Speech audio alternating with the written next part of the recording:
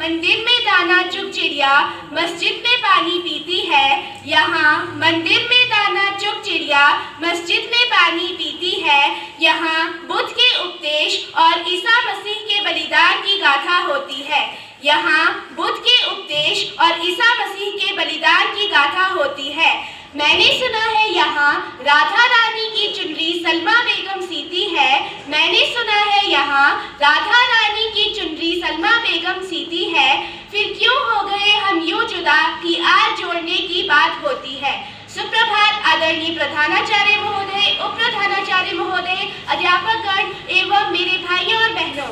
मेरा नाम ईशा शर्मा है और मैं 7वीं कक्षा की छात्रा हूँ। आज मैं इस मंच पर अपने व्यक्तित्व को प्रस्तुत करने पहुंची हूँ और मेरा विषय है राष्ट्र एकता या एकजुटता। राष्ट्र एकता को मैं एक रावण के किस्से से शुरू करना चाहूंगी। जब रावण युद्ध भूमि पर अपने मृत्यु के किरदार पर खड़े थे, तब वह श्री राम से कहते हैं कि मैं तुमसे हर चीज में श्रेष्ठ हूँ, बल में, बुद्धि में, छल में, कपट में, कलाओं में, लेकिन फिर भी तुम विजयी हुए। पता है क्यों? क्योंकि मुझ में और मेरे भाई में एकता नहीं थी। अब आप समझ ही गए होंगे कि एकता का इस जीवन में क्या महत्व है।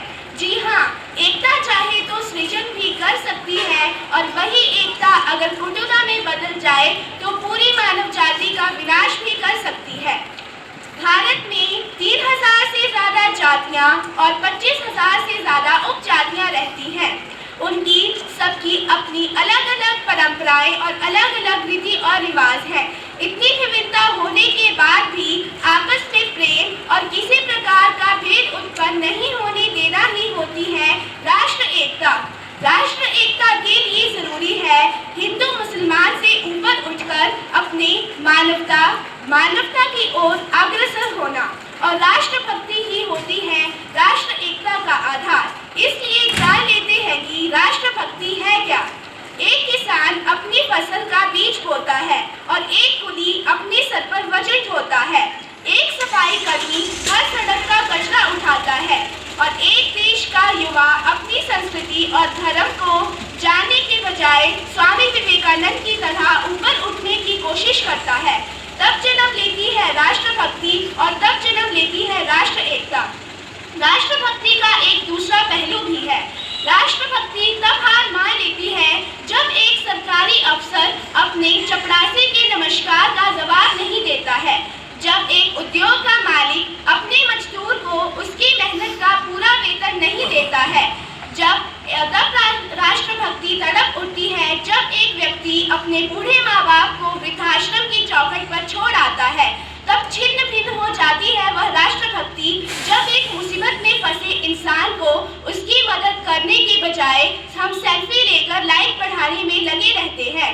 आज के इस दौर में वो युवा जिनको जिम्मेदारी थी अपने देश को, राष्ट्र को, समाज को आगे बढ़ाने की, वो युवा 4x4 इंच की एक छोटी सी स्क्रीन पर अपनी उंगलियों से भावनाओं की इमोजी भेज रहा है। मोबाइल के गलत प्रयोग से अपना भविष्य खराब कर रहा है। आज हम ऐसे समाज में जी रहे हैं। मजदूर को मजदूर समझे, मजबूर नहीं। गरीब को काम दीजिए, दान नहीं। दान देने में इतने इच्छुक हैं तो जीते जी रक्तदान दीजिए और मरने के बाद अंगदान करके मरते हुए को जीवन दान दीजिए। यही है सच्ची राष्ट्रभक्ति और यही है सच्चा धर्म। एक वैचारिक बीमारी मुझे हमारे समाज में दिख रही है कि कहा जाता है कि हम विश्व के सबसे बड़े लोकतंत्र में रहते हैं, जहां हिंदू पैदा होते हैं, मुस्लिम पैदा होते हैं, सिख ईसाई सभी पैदा होते हैं, लेकिन बदकिस्मती अब इंसान पैदा नहीं होते। और मेरे विचारों से ना हिंदू की जरूरत है ना मुस्लिम की जरूरत है, ना हिंदू की जरूरत है ना मुस्लिम की जरूरत है। राष्ट्र निर्माण और राष्ट्र एकता के लिए अच्छे इंसान की जरूरत है। जरा सोच के देखिए, ये पेड़, ये पत्ते, ये शाखाएं भी परेशान हो जाए यदि पक्षी भी हिंदू और मुसलमान हो जाए। अगर हमें राष्ट्र एकता को साबित करना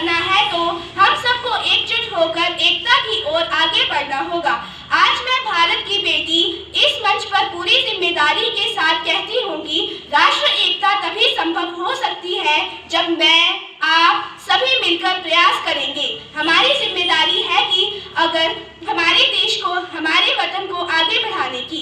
अंत में मैं इतना ही कहना चाहूंगी कि नेकी बनाने चले थे और बद बना बैठे, नेकी बनाने चले थे और बद बना बैठे, कहीं मंदिर बना बैठे, कहीं मस्जिद बना बैठे।